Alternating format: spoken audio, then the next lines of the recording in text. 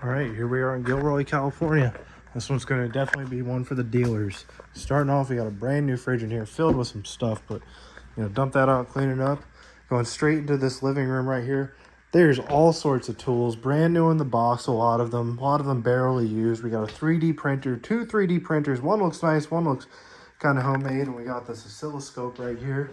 This looks to be a table saw. I believe it's a DeWalt that's rolling on wheels, fully portable for on the job site.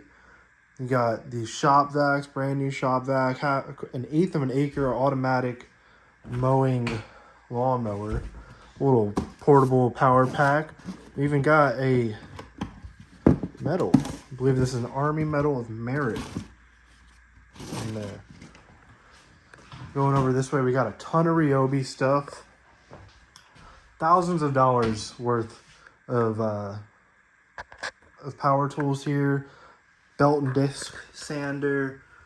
We got Bosch self-leveling, cross-line laser, measurement tools, yard working tools, chemical sprayer, chargers, Ryobi everything, Ryobi lanterns, nail gun. It looks like this guy just went to Home Depot or Lowe's and just bought everything off the shelf.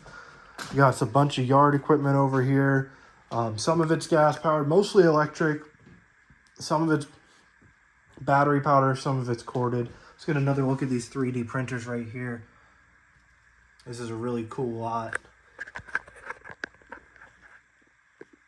The oscilloscope.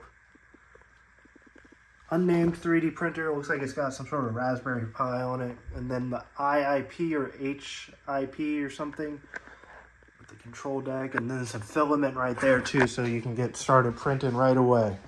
We got a DeWalt jointer or plate joiner. It's an interesting one I never see. Skill saw table saw. Another skill saw table saw. Ryobi pressure washer. Got the Coleman stove. This one looks super classic. In the box still. Probably been unused too. There's a dolly back here, packing equipment, and of course some floral couches. There's actually a nice mix between the tools here. There's also some interesting vintage furniture. Those couches. Going into this next room right here, we've got this table right here. Looks like a nice mid-century or reproduction mid-century kind of 70s to 90s table or desk, I should say. On top of it, we've got some coins. We've got nice jars of coins right here and rolls of coins. This is filled up. That is heavy right there, I'm telling you. And here we have a couple thousand wands. And then a $5, I believe that's a silver certificate, blue stamp $5 bill. Let me just get a close-up on that for you while I'm here.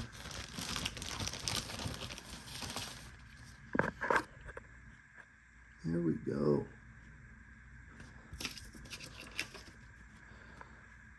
What is that year on there? 1953.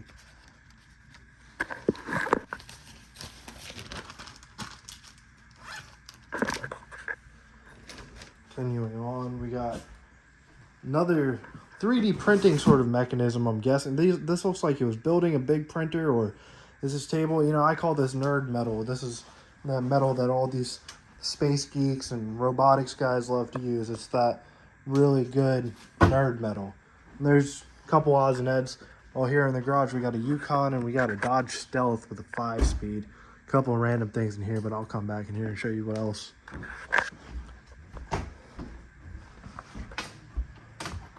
All right, heading up.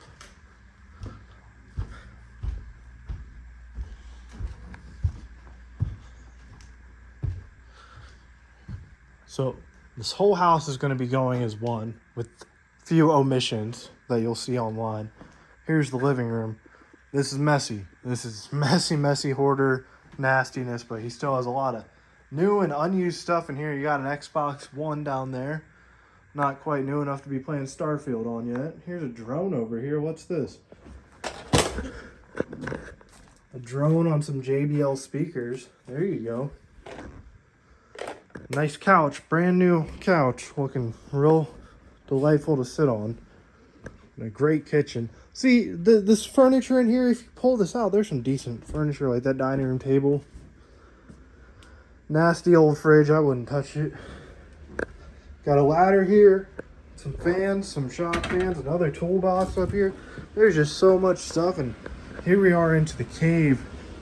Got a telescope in here, which is pretty cool, including his CCTV that he has set up. There's the power station, or the main monitoring station up here, and there's cameras all scattered around the house. So if you win this, you definitely get the right to go pick apart the CCTV if you so desire. Printers, books, nice roll top desk there. Hey, if you're a dealer, you can take that down to the flea market and probably get you a couple $100 for it. And if you're a reseller and a refurbisher, you're a hipster, you can sand it down and put some chalk paint on it and go sell it for $500 as shabby chic. So, you know, you got options here to make your money back. There's plenty of stuff in here. Some copper pipe if you need it. Not enough to scrap. Got these washer and dryer.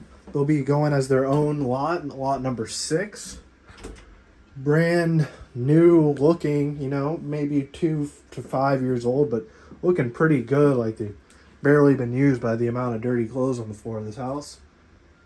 Nice. Here back into this room, more tools. This room was tripping us up. We wanted to split things up and do power tools downstairs, but there's just so much in here. Let me zoom out. There's so much in here that we just had to do it all as one lot.